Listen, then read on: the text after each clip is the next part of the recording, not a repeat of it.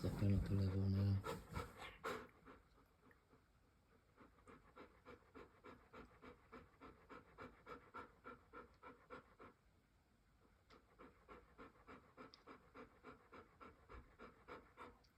See no signs of stress or strain or pushing or contracting. Your mum is just totally in control. I'll let her have the pups there, or one of them. And then in we come here into the welcome box. Scissors ready. Scales are there, behind there. Scales and the collar. Scales and the collar, the pen and paper. Stethoscope. Mobile scanner. Blunt nose scissors. Hemostats. Water for the dog. Breeder's edge. Yeah. The warm box that I use with the heat pad in it, look, ready for when the pups come out.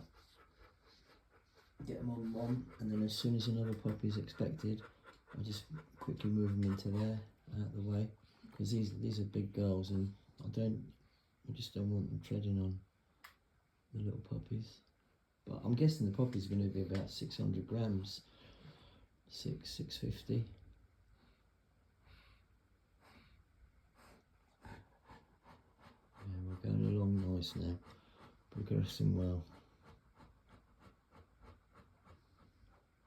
And she's been doing this since 4 o'clock yesterday afternoon, on and off, intermittent, panting, sleeping, panting, sleeping. But every time she wakes up from her sleep, the intensity of the panting increases. So she's doing good. Like I say, keeping her in water. She won't eat, and if she does eat, she'll just throw it back up. So I don't know, she's looking fairly plump as well. I'm sure I only scanned her between 6 and 8.